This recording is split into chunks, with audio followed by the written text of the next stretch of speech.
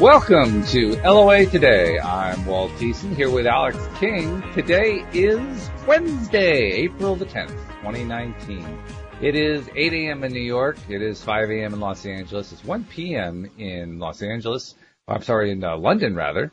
And Sydney, Australia. I keep messing up Sydney, Australia. I apologize for that. I'm not even going to pretend that I know what time it is in Sydney. So we'll just kind of say good morning, Sydney. But wherever you are in the world, thank you for joining us for another episode of LOA Today, your daily dose of happy. And I'm happy that we're doing a show on a Wednesday morning where we're both kind of waking ourselves up as we get going. It's okay. Well, you start with whatever you've got and you just go forward from there, right? Exactly. Yeah. So, and you had a good idea. You brought up an idea before the podcast about a topic, one that we really haven't explored. I mean, it's one of those things you kind of go after tangentially sometimes, but no, we haven't really talked about it. So rather than me doing the introduction, and since it's your idea, I'm going to let you introduce the topic. So Alyx King, what's our topic for today? Okay, so today I decided that we should talk about mental health once again, but from the angle of the people that have to deal with the people going through the mental health. So, in other words, what it's like being the client and interacting with the people who are trying to help you. No, I'm talking about the family members of the people or friends and, stuff like that. So a ripple effect here. We got degrees of separation going on. Degrees of separation, yes. Okay, all right. And tell us a little bit of where that came from. Why this? Why this particular topic? What made you think of it? My father's been coming up a lot lately, and he's bipolar, so I'd like to talk about, what it was like growing up with him being bipolar. Okay. And certainly anyone who's grown up with that or lived with bipolar can empathize, but those of us who have not, it's going to be a little bit of an eye-opener, isn't it? Yeah, it is. Yeah. So give us some clues. What's it like growing up with a bipolar father? I'll tell you this, is like I tell everybody, it's a lifetime of walking on eggshells. Because you don't know, you don't know what's going to trigger that person, what's going to set them off, and you don't know which direction it's going to trigger them to. It could be a manic episode, it could be a depression episode. So you never know which way you're going to go, so you got to walk on eggshells at all times. It's like going through life without taking a breath. Yes, it is. Well, that can't be good for your stress level. I'm sorry. No, it's not. I was a very stressful 10-year-old. I can imagine. Yeah. Oh, well, now your father drove a bus. Is that right? Yes. So he wasn't home all the time. I mean, there were periods of time where he was away from home, wasn't he? Well, early in my life, he drove for the public transportation system. So he was just working regular shifts and he was home. He was home. And then later in life, he bought his own bus and started his own company. So he was doing trips for weekends at a time. So we know of. And hint, nudge, nudge. Yeah. So he would be gone for long periods of time. Yeah.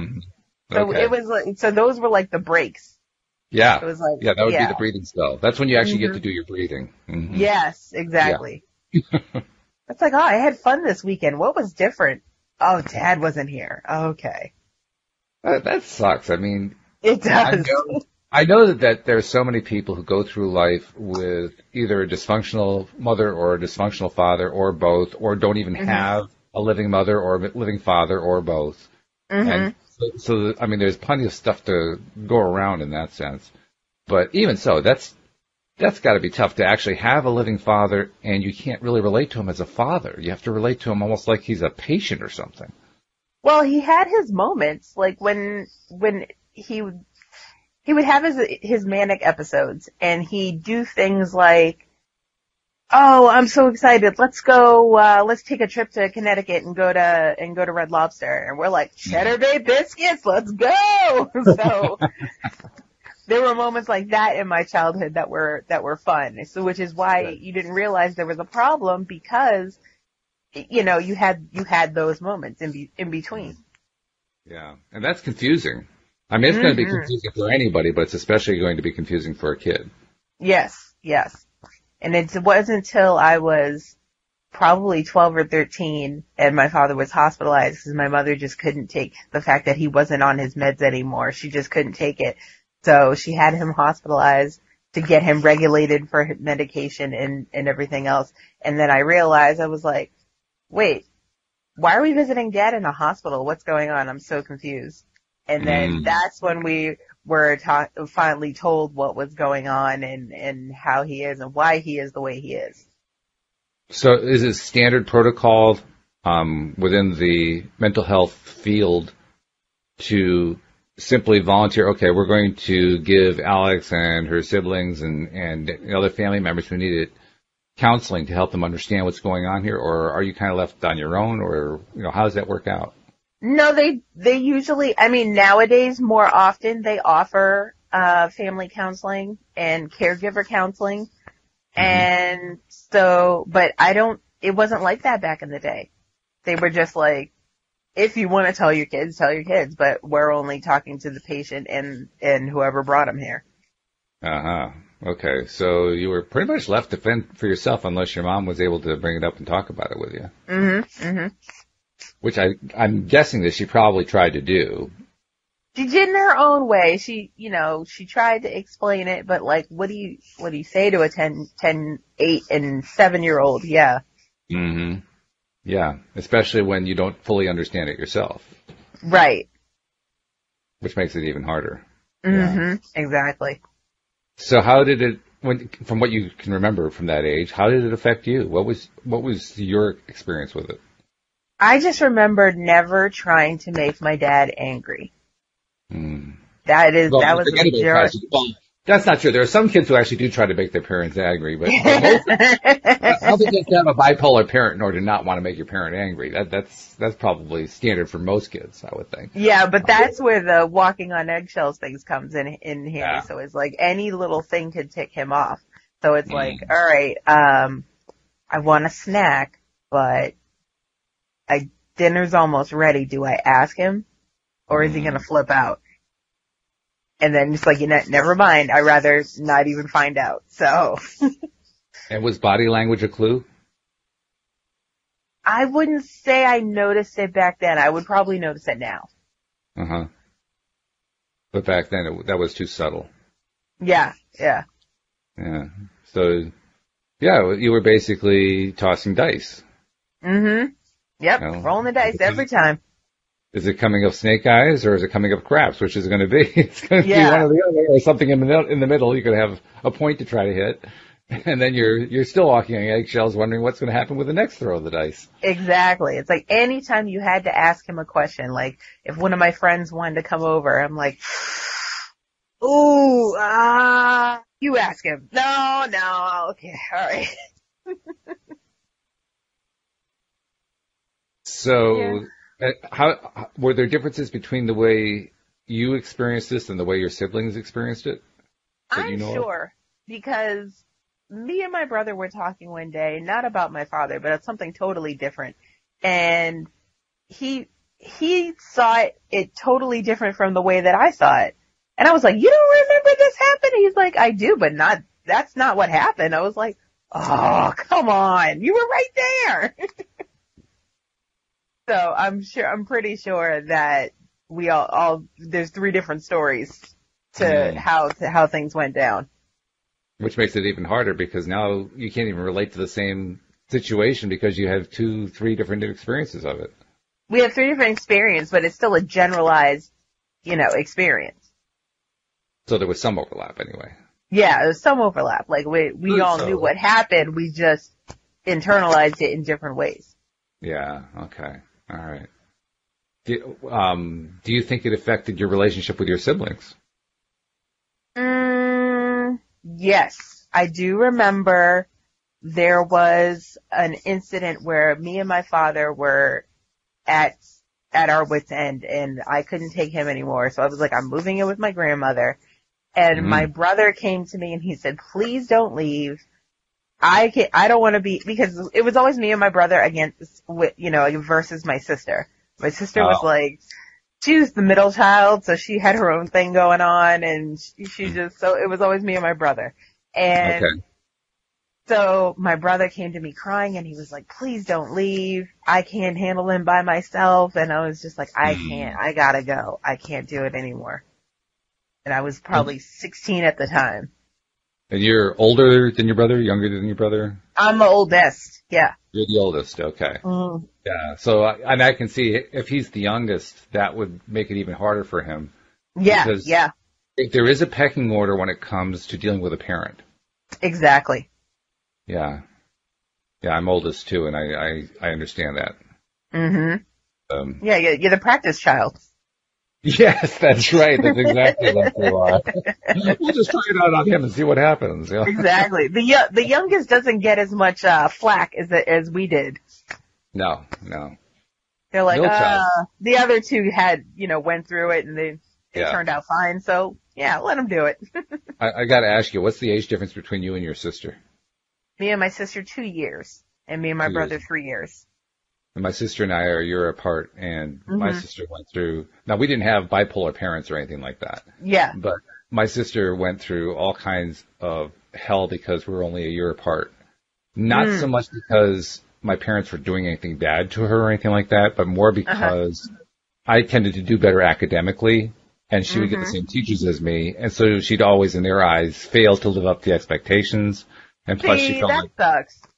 It does. It does suck. And it shouldn't happen that way. But, that's what happens.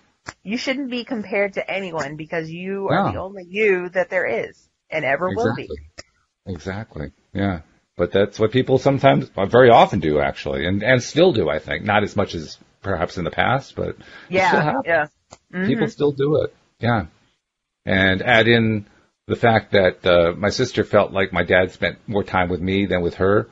But she had a number of things bubbling to the surface. You can understand why she went into drama. It makes a lot of sense. I mean, that's what she decided to go to school for. It's like, oh, yeah, okay, I get it. Yeah, that's why I gravitated to drama, I'll tell you that. Okay, there you go. Yeah. So for somebody who's going through a similar situation to what you went through, where they have a family member, particularly a parent, I think it's even more poignant when it's a parent, because the parent has so much influence over you as a kid. If you're giving advice to another kid going through the same thing, or even an adult child going through the same thing, what are some of the things that you can recommend to help lighten the load and relieve the stress? There is a company called NAMI, and they help with mental health, the families of mental health patients. And I would definitely look into giving them a call, because they have what do you call those groups? Support group? Support group. Thank you.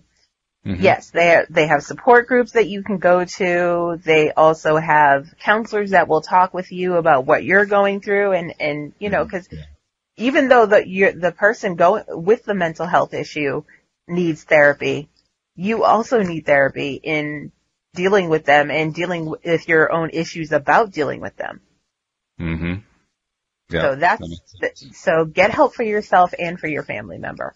That's what I would suggest. Because with all of this, there are going to be a number of different law of attraction, deliberate creation, or non-deliberate creation in this case, instances and events and experiences going on all the time.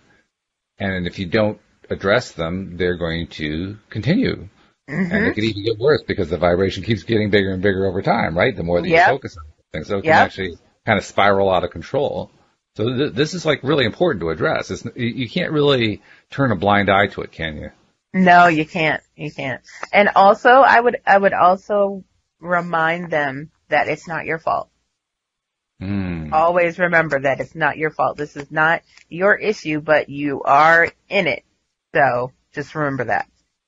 Now, yesterday, you and me and Bill was doing the SRT, trying to help you out with the various phobias and so forth that you deal with. And he pointed out, he started talking for a bit about soul contracts. Yes. Do you think that soul contracts apply in this situation? Do you think you, for instance, had a soul contract with your father to be here to deal with him while he was doing this thing? Yep, I definitely do.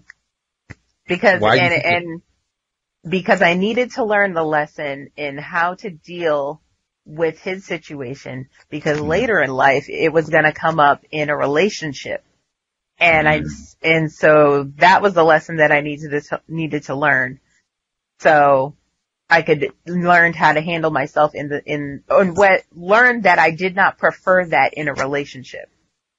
Although I could handle it because I had dealt with my father, I prefer not to, and that was a lesson I had to learn. Now, I was kind of joking about this yesterday, but it was sort of a quasi-joke, quasi-serious thing. Yeah. Why did you have to learn that? I mean, you may not know the answer to this, but why? I don't know. That would be like really obvious. Like, no, thank you, I'm not going down that path. But apparently, that was not the case. And I was just wondering, do you have any idea why?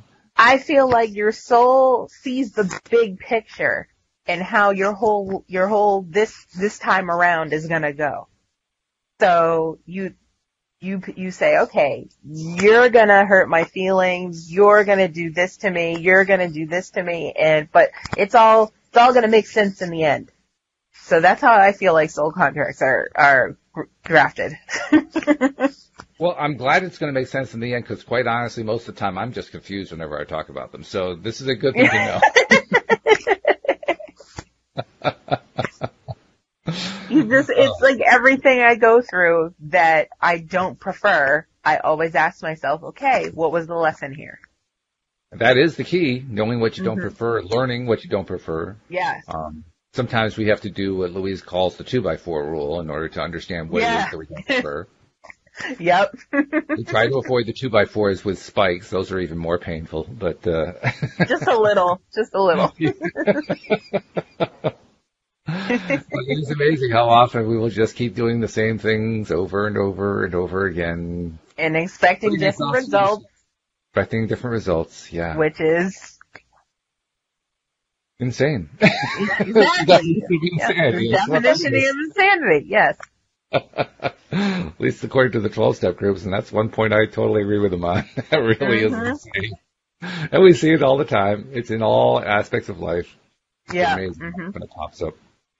So maybe that starts to be the explanation about, why these soul contracts are put together.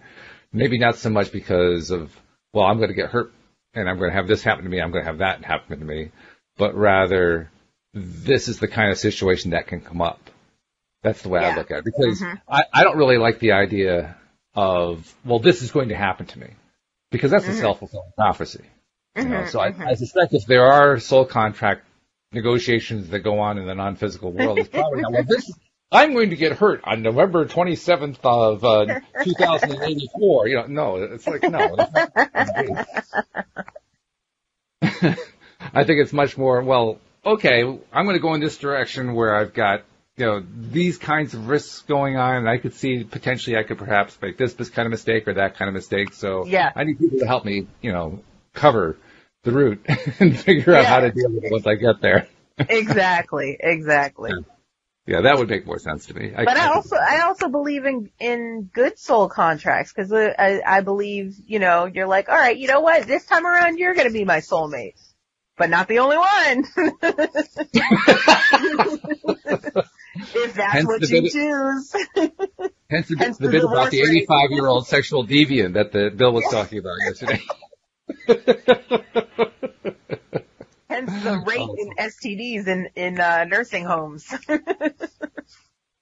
When you guys said that, I said, whoa, wait a minute. Am I living like a sheltered life or what? I mean, I had no clue of anything like that. When you get to the home, you'll find out. Well, I don't intend to live in a home like that, to be perfectly honest. Well, we never intend to, but some of us make it there. But I'm a deliberate creator. So my intention is to live, you know what the ideal life is? The ideal life is where you live abundantly, right to the hilt, until you finally decide that you're done, and then you fall over dead. And it's very simple. Just That sounds work like a clean, plan. but there's no, there's no pain, there's no stress. It's just no muss, no fuss.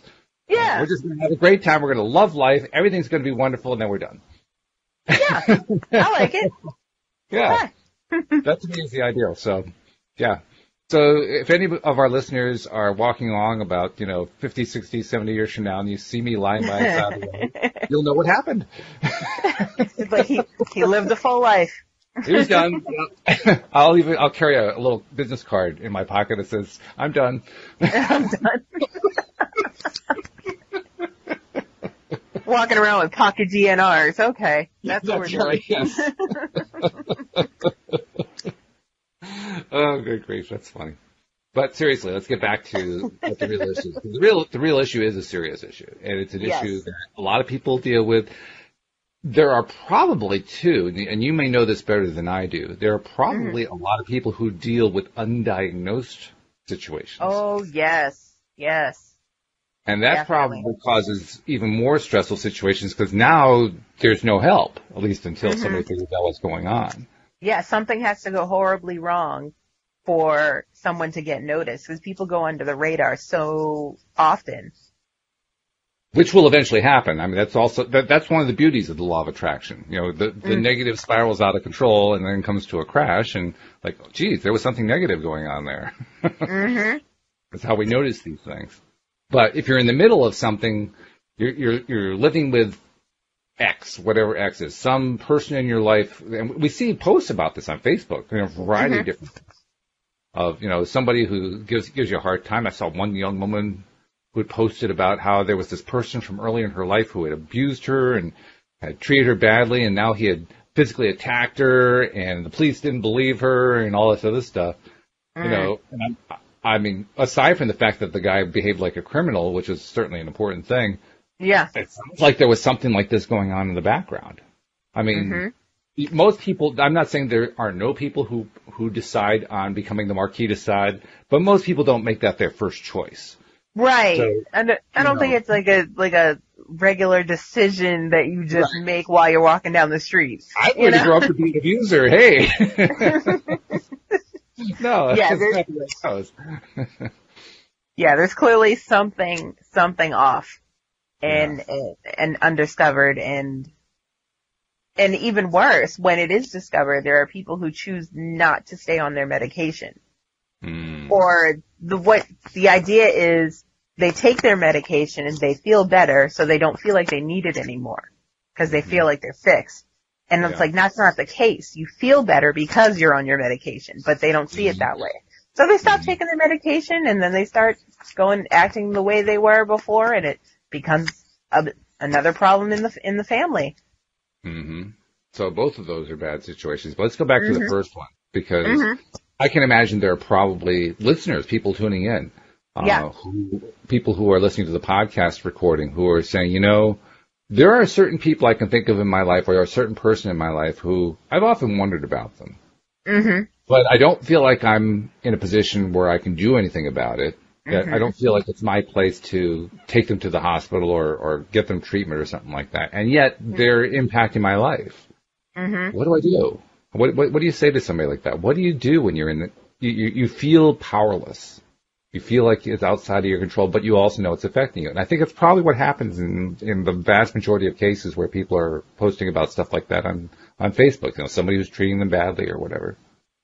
Well, I feel like in that case, how you deal with it is up to you. So if you're not close enough to the situation where you feel like you should get the person help, then maybe you're in the type of situation where you need to separate yourself from that person.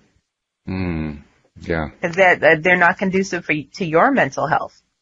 That's true. And quite often to your physical health. Yeah, that too. Yeah. For you to survive, you might just have to let this person go. That can be hard. Yeah, it can be hard. Yeah. Probably one of the most difficult situations you'll ever have to deal with. But if it needs to be done, it needs to be done. If there's nothing else you can do, then that's what you got to do. Did you have to do that with your father? Definitely. Yep. What was that like? Talk about that. It was easy for me because we had fallen out before and not spoken for like 2 years at a time. And this happened twice. But this final time, I was going through my mental breakdown, and I called him and I let him know, and I said, listen, I'm having suicidal thoughts. I'm going into the hospital. I don't feel like myself. And I'm crying on the phone, and I'm like, trying to talk to my dad, like, you're my dad, like, come on. And he's like, well, what am I supposed to do while you're gone? And I was like, I had to stop for a second and be like, dude, this is not about you right now. Yeah, right. No kidding. I was like, all right, that's it. I'm done. And then while I was in the hospital getting help and stuff like that, talking to therapists, I realized, I was like, you know what? He wasn't meant to be a father. He's not able to care for anyone but himself. And that, unfortunately, can be a characteristic of bipolar. So he can't handle more than himself. So. And it sounds like he even has trouble handling himself. Yeah, definitely. Definitely. Right? I mean, that's a full-time job and he's not getting it done. Yeah, it is.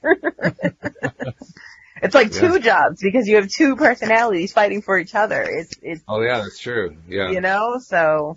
Yeah, it's almost schizophrenic at that point. Not quite, but almost. I do have another family member going through schizophrenia, and that side of the family it's rough. Like, it's trying to get him to take his medications, but he's of age, so he can refuse the medication. Yeah. And his family's like, well, what can we do? And he's like, well, I don't have to live here. So now he's running around homeless, and no one can do anything about it because he's over 21. So what can you do? So that's hard to go through by itself. Schizophrenia is a whole nother ball of wax. It really is. I mean, there are advantages to being married to a psychotherapist, which I am. There are also, there's the plus side and there's the minus side. And the minus side is learning from her what it is like. I mean, she did not actively treat schizophrenics, but she knew other clinicians who did. And she heard the stories and so forth. And my God, the things that people go through who are suffering from that situation. Oh, and it's both the people who have the schizophrenia and the people around them. It's rough on everybody involved. Yes. It's one of those times where I think about what we learn as deliberate creators and as aspiring deliberate creators. We get teachers like Abraham telling us that our thoughts create our health and our illness. And I believe it's true. And they give us tools and practices to use to, shift our thoughts around, pivot from the bad feeling to the good feeling, all that kind of stuff. And it's all very good.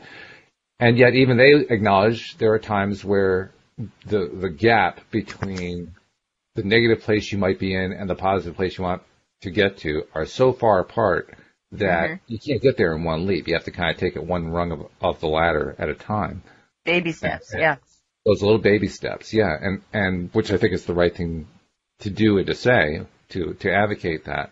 But when I look at it practically, from the point of view of being either somebody who has a severe mental illness like that or someone who's dealing with it, God, that must seem overwhelming. Like, I'll never get there. Yeah. How could I possibly get there? It gives you a feeling of hopelessness. And that's probably the number one thing that really needs to be overcome, is that feeling of hopelessness. Yes. Because once you don't feel like you're hopeless or like you're a burden, then you start to build on that, and you start to feel like, okay, I can take this one day at a time, and I can get better, and I can accomplish goals, and as little as they are or as big as they are, I can do things. But you gotta get past those two major hurdles, the hopelessness and feeling like you're a burden on your family or friends or loved ones. Which means to me that the people who are dealing with the most difficult stuff, the schizophrenia, the bipolar, the severe mental illnesses and so forth, have a lot to teach to the rest of us.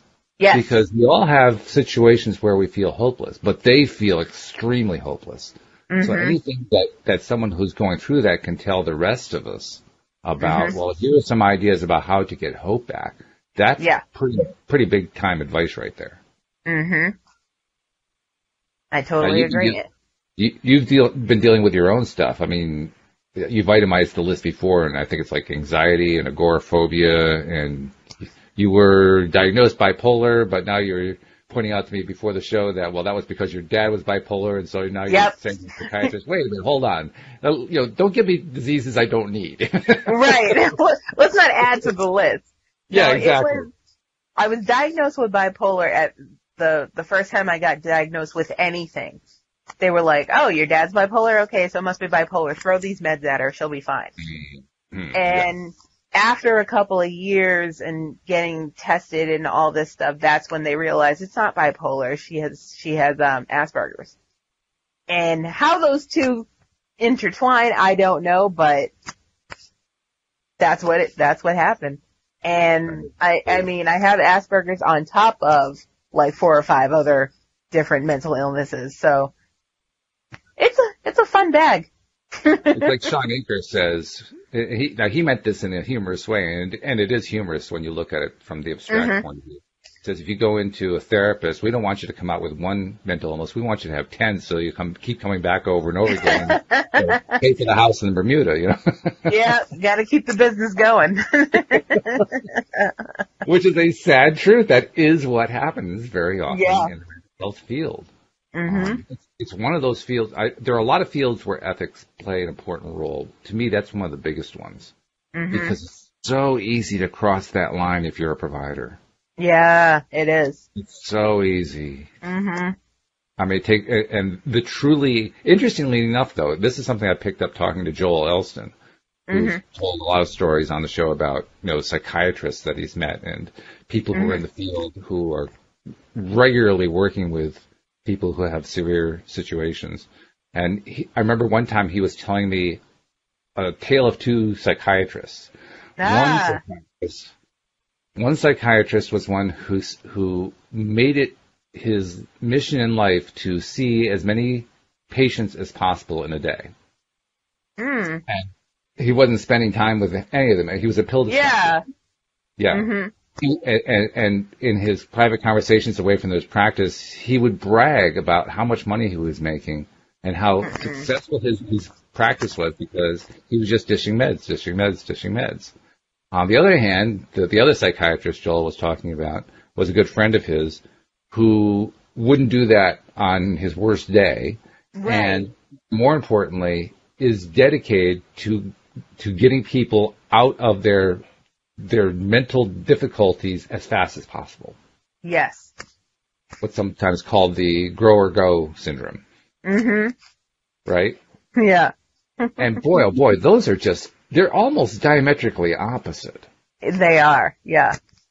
Yeah. So, now I gotta ask you, you only have the limited experience of the various caregivers and therapists and psychiatrists that you've dealt with, but what's your sense? Are there more of type A or of type B? Let me tell you, on the Cape, it is not limited. Because they come and go so fast. They come and go so fast. I have had, in the last 11 years of dealing with these issues, I have had over 10 clinicians, maybe more. Wow. Yeah. Wow. So that's at least 1 clinician a year. Yeah. That's serious turnover right there. Yeah. Yeah. And that's counting, you have to have a psychiatrist or a nurse practitioner and a therapist. Right. With the insurance I have, you cannot get medication without seeing someone to make sure that you're taking it and taking it properly and getting talk therapy and help along with it. Which means that you're basically averaging out, and this is like a broad mathematical application, you're averaging out about 1 psychiatrist every 2 years and 1 therapist every 2 years. Yep. Well, that's not very good continuity. It's not, but I've gone from the psychiatrist I have now is amazing. Like he knows I'm in between therapists, so he's like, you can call me any time of day. We can talk about whatever, anything you need. And that's not his job. It's not his job to talk to me. Yeah. It's his job to give me my medication. But he takes the time out to make sure I'm okay. Whereas I had another one who literally, and this pissed me off in the worst way. I can laugh about it now, but it melted my butter so bad. Mm-hmm. They told me, I told them, I was like, I'm really struggling with my insomnia. I need something to help me sleep. They were like, well, have you tried warm milk? I was like, she can't be serious right now. Then she said, well, what about Benadryl? I said, it doesn't work. Benadryl. I was like, it Wait doesn't work. Benadryl? Benadryl's an antihistamine. Yes. But because what does it have to do with sleep? Because a lot of psychiatrists like to take the side effects of medication and use them to help with your symptoms. So Benadryl having that drowsy side effect, they will prescribe it as a sleep aid. You've got to be kidding. I swear. I mean, it's not even a good sedative. It really isn't. No, it does have a slight side effect, but it's not. Oh, gee. Exactly. So that's what I'm saying. I've been on both sides. I know what Joel's talking about. I've seen it both ways. But yeah, no, I literally was like, I need to get this lady fired because at this point I'm a better therapist I'm a better clinician than she is. Yeah. Because and I'm on the phone with everyone I know and I was like, she told me to drink warm milk. And, but she was like dead serious. Oh, and then the third thing was there's nothing wrong with drinking warm milk. I mean, that's fine, but you can't use that as the definitive cure, especially if it's not working. That's what I'm saying. But the third thing that she told me to do was, she said, well, have you tried praying about it? Okay, well, that's okay, yeah. Well, that's kind of along the lines, sort of being a deliberate creator, so I can kind of appreciate that. In her position, it's church and state. You're not supposed to be preaching religion. You gotta separate them. Oh, I see. Okay. You're not supposed to be preaching religion while I'm asking you for help for sleep. Like, really? I was like, all right, I'm going to go home and pray about my warm milk. I got to go. And I walked out. I'm going to pray about my warm milk. I love that. That is an interesting point, though. Mm-hmm. The separation that you talk about there. Yeah. Mm-hmm. Because we do have that expectation societally. We have that kind of expectation. Yeah. Mm-hmm. And there are many of us, myself included, who think that we rely too heavily on medication. Mm-hmm. And so we kind of want our doctors to start opening up to other possibilities. But you just described how that can actually go further than what you really want as the client. Yeah. And that's an interesting balance right there. That's a tough balance. That depends on who you're going to. If you're into, like, you know, I'm not going to say woo-woo because that's not how I feel about it, but like if you're into crystals, if you're into, it starts with a W. Oh, something with a W? Yeah, I don't know. I'm drawing a blank. Me too. Okay. Well, if you're into crystals, if you're into that type of stuff, then you go to a place that specializes in that, and that's the type of therapist you see, and that because that's what you're asking for. You don't start pushing your agenda on me. That's where I draw the line, and that's where I have the problem. So she didn't even ask me if I was religious. She just said, "Did you pray about it?" So a more appropriate question from your perspective would have been, do you pursue any alternatives? Yes. That would have been a way more appropriate question. Okay. And I can understand why a clinician might get tripped up on that, because clinicians are taught the scientific method, which is you get very specific. You got specifically for this, specifically for that. You don't go general. Yeah. Going general is generally considered taboo.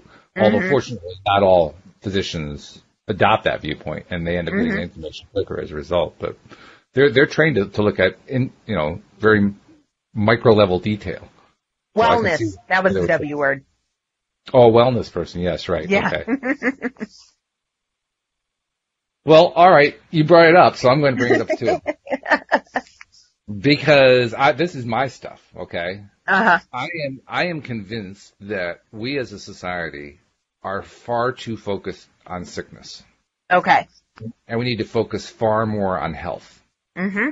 I mean, you talked about mental health. I take it more broadly. I think it's all health is mental health. Mm-hmm. I think that the topic of being healthy is about having the mental framework so that you're healthy at all times, because I buy into the idea that we make ourselves sick with our thoughts. I really think that's true. Mm-hmm. And I think it's true 100% of the time. So starting from that perspective, first of all, do you think that there is truth to that? Do you think it's accurate that our thoughts create our existence? Okay. Mm-hmm. So how do we get from A to B? Right now we are in a society that is heavily dependent on sickness care. Mm-hmm. They call it health care, but it's always health. Health care. Yeah, you don't go into a hospital in order to get a health exam. Right. You go into a hospital because you're sick. Right. Well, no, you get your physical every year to make sure that you're healthy. Even they're looking for sickness, though. They don't test. There are no tests for health. It's all in how you think about it, because I think about it as, what am I maintaining my healthiness? Okay, well that's good. That's definitely a healthy frame of mind. I still see it as what are the practitioners focusing on? Yeah. Because they're the ones who are spending the large chunks of time every day on it. So they're the ones generating the biggest vibration from an LOA perspective. Not that clients don't. Patients do too, don't get me wrong, but it's a combination. Yeah. So I'm going to ask you, how do you get there? How do you make the shift though? How does society shift? I think it's all in how we think of things and how we word things. I learned from, and this is another reason why I love the show so much. One of the actors from Supernatural, had depression for a really long time and had suicidal ideations, and he talks about it openly, and he started a charity, called, oh my gosh, I'm going to forget. It's not I am enough. That's his saying. That's the slogan. The slogan is I am enough, and the charity is, I forget. But anyway, so, I donate to that charity because I feel that on a certain level. Like, I totally agree with it. And I was watching a Comic-Con one day, and they were doing a panel, and a lot of people that go there also deal with mental health. And he is like, so they're like, hi, I have really bad anxiety, but I wanted to say hi to you, and da da da da da. And one person got up and said, she worded it in a very negative way. I don't remember how she said it, but she said she suffers from depression and anxiety. And he corrected her, and he said, no, you deal with mental health. That's how you have to, and he's like, I want you to say it after me. And when, from that point on, I was like, oh my God, that's like a totally different way to think about it. And it is better, and it does make you feel better. It's like, I don't suffer from these things. I deal with mental health issues. And so, like I said, I think it's all in how you word things, because you speak things into existence. So and it's also in how you think about it yourself. So how you make yourself feel. Mm-hmm. I'm going to go negative for just a moment. Oh, okay. I'm going to go over to the side of the doubters who doubt this whole LOA thing, the woo-woo stuff that we talk about. They're saying, well, Alyx, you still have all these phobias. It's not really helping you. You haven't cured yourself of all this by focusing on positive. It doesn't do you any good. What do you say? I say it takes baby steps, and Rome wasn't built in a day. So have you made progress? I've made a lot of progress. in the beginning, I was at the point where I had built myself a fort in my room and wouldn't come out of it. You now built I can a fort? Built a fort. What'd you build it out of? I'm curious. Blankets and chairs. Blankets and chairs. Okay, so nobody could get in without tripping over. No one could get in, and nope, there was no. I had built a fort, and I would not come out of it, and no one could get me out of it. I came out of it to pee and eat, and that was it. And now I'm at the point where, I have my service dog, so, I will go out from time to time, and I went to my brother from another mother. I went to his wedding last year. So I've come a long way. Mm-hmm. Okay. That I think is key right there. Yeah. Mm-hmm. For anybody who's dealing with, whether they know that they're dealing with a diagnosed situation or not, mm-hmm. is knowing that when you take the baby steps, you actually do get better. Mm-hmm. Yep. That's big. You gotta build upon each step. Yeah. Yeah. And I think there's also a little bit of I guess I call it a lesson that's in there, which is improvement is health. Mm-hmm. Health is not a final destination. It's not like unhealthy. It's healthier.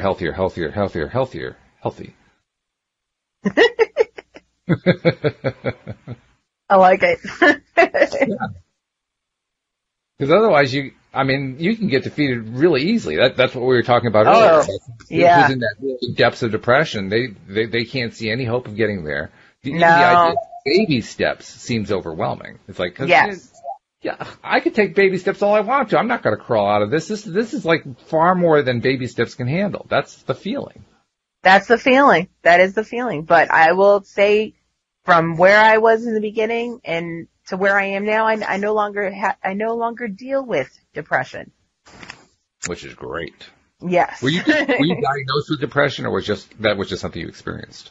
No, I was diagnosed. Everything I say, I'm diagnosed with. I don't assume I have anything. Okay. Yeah. So you were actually diagnosed with depression, and you actually beat depression. Yeah. You beat it with a stick. No, you didn't do that.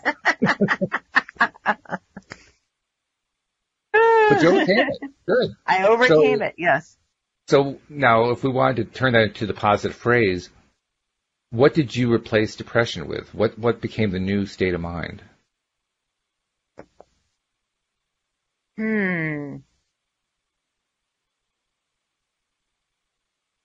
I remember, again, Jared Padalecki said that there's only two ways to deal with it. You either deal with it or you die. So basically he was saying you either deal with what you have or you kill yourself. So those are your two options. Once you decide you don't want to do one, you're going to do the other.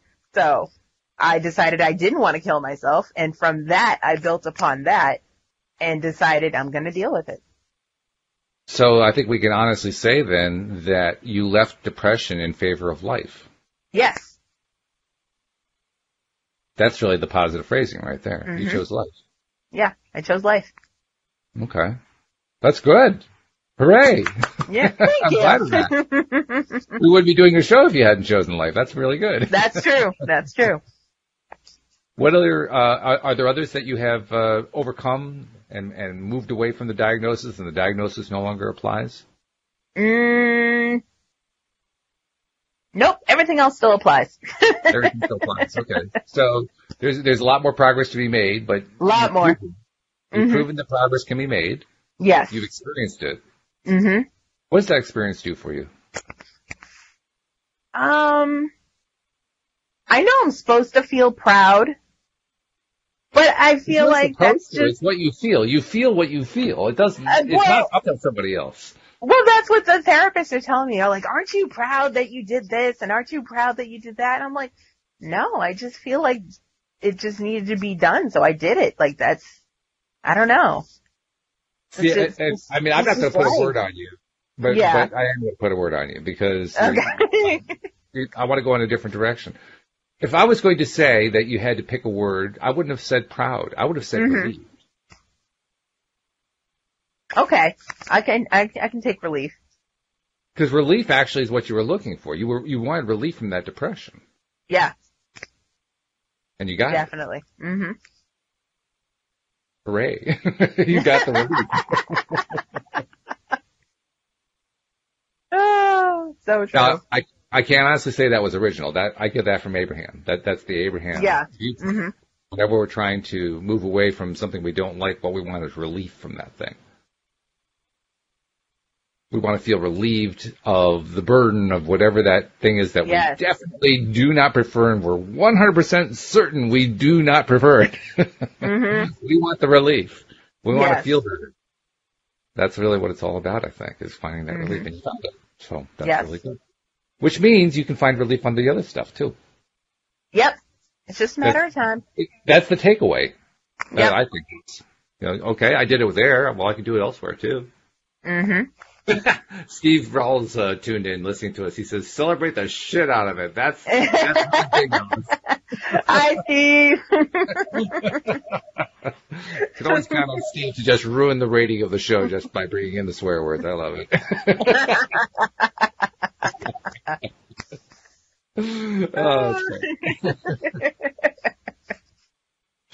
Oh, I can always count on Steve to give me a laugh. That's one of the things I love. Good old Steve. Okay. Oh, he's fabulous. So, okay. So we've been talking about the topic that you brought up. Have we talked about the areas that you wanted to talk about, or is there anything that we've overlooked at this point? Because I want to make sure we're really covering the topic the way you thought about it. I'm really sitting here trying to remember the name of Jared's charity. Oh my God. I need to Google it, but my phone is in use right now. Yes, this is true. Oh my God, I can't believe it slips my mind because I live for it. Like, wow, I'm terrible. I'm a terrible fan. No, you're a good fan. Got to turn that around. Got to pivot to it. So, all right, give me his name. I'll look it up for you because I can look it up on a computer here. I don't know if you can spell it. It's Jared Padalecki. I don't have to spell it accurately. That's one of the Google will spell it. Google will spell it, and it's his Jared. Let's see what he's got. The Jared Foundation? Nope, not that one. Let's see.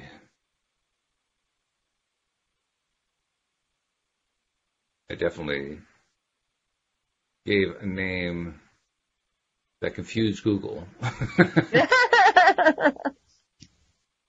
Let's put in a couple more letters. Maybe it'll understand it better.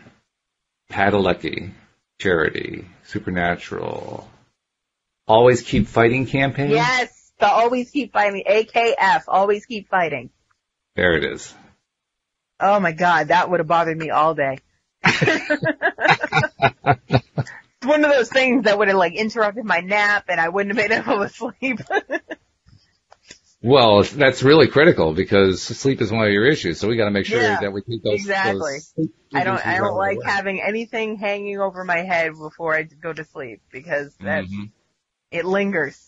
Yeah, that's important. So, since that's the last thing that was left to talk about where this topic is concerned from your perspective anyway, tell us more about his charity. Tell us what you love about it. Tell us what's so cool.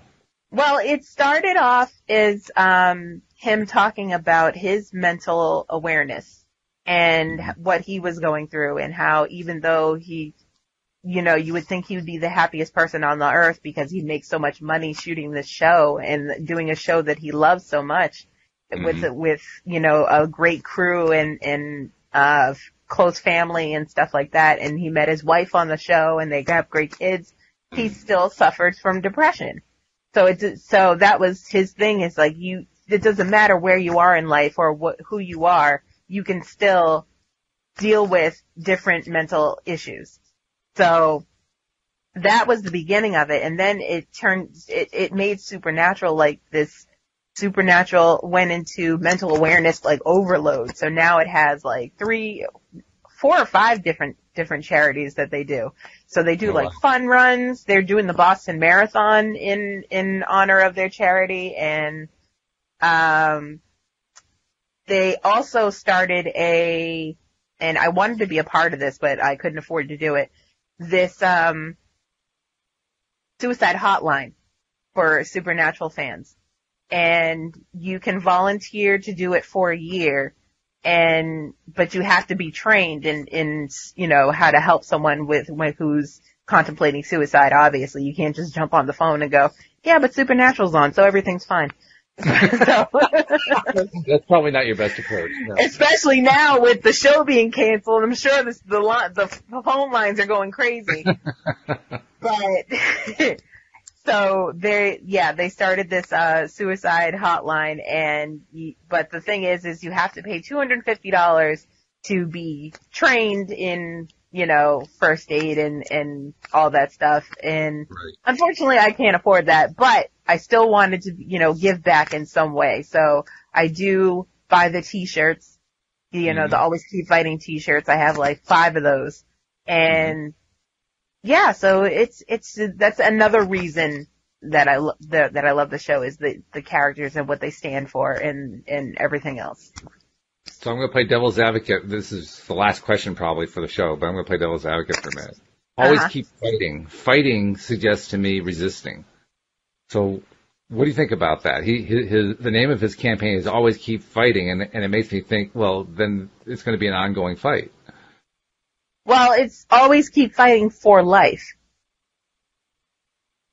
Well, fighting is fighting, though. I'm playing devil's advocate here. But yeah, you are.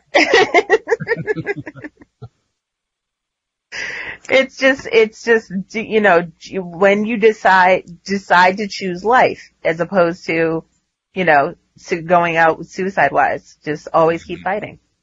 Mm-hmm. Yeah, I think I like the idea of choosing life. I think that's the good one. So yeah. If we're my charity, I'd call it Always Choose Life. I think there's one already out there called that, and that's probably why they didn't do that. Well, that could be, yeah. That's true. That just sounds like the obvious choice. Isn't that interesting, though? The obvious choice is the one we usually do skip. But then it's like, always keep fighting, like, it encompasses every type of mental illness. It's not just suicide by itself. Mm-hmm. So I feel like maybe that's why he chose it. It could be. I just have this feeling that... Or maybe it's something... We fight cancer, we fight mental illness, we fight all these different diseases, and I keep asking myself, is that perpetuating the disease? Because we're fighting. Nah, I don't think so. You don't think so? All right. Nah. Because we're out of time anyway. So. And I got to get the announcements in. Yep. Because the announcements are always important. That's where we say, if you're not yet a subscriber, please become a subscriber to the show. And it's really easy to do. You just go to the homepage of our website, loatoday.net, and right at the top of the page, you'll see this great big icon that's labeled for your particular kind of device. You click it, it walks you through, and bang, just like that, you are a subscriber. And then, of course, after you've been listening to the episodes and you're liking what you're hearing, share it on social media. Let people know so that other people can get their daily dose of happy. And I know I asked you yesterday, Alex, but you never know. Things might have changed in 12 hours. So is there anything coming up on spoiler alert that people might want to know about? No, nothing new. Nothing has happened in the last 24 hours. So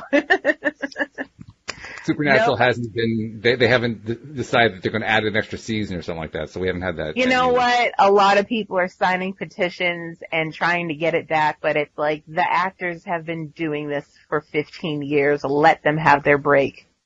Yeah, it's a long time. Let them be with their family. And I've just come to the conclusion. I was like, I guess they can be with their families and watch their kids grow up, whatever. It's probably also, I know this is true for most series that go on for a long time. After a while, you start feeling like you're scraping the bottom of the barrel trying to find ideas to keep the series going. That's another thing that they said, that they're running low on ideas. And I'm like, but how could you? You can go so many ways. It's Supernatural. There's no end. Plus also, sometimes you just need to move on. Maybe they're done. Maybe they themselves have gotten all they needed to get out of being the supernatural people. They needed to go do something else. That's part of life. Mm-hmm. Anyway, I don't know if any of that really helps the Supernatural fans, but I thought I'd mention it anyway. Every little bit helps at this point. Absolutely. Thank you for bringing up the topic. That was a good one because we really haven't looked very much in the past at how it affects other people in the lives of people who are dealing with mental illness. So, yeah, good one. Thank you for bringing that up. You're welcome. That. Yep. Thank you to our live stream listeners. Thank you to the podcast listeners as well. We'll see you all next time here on LOA Today. Goodbye, everyone.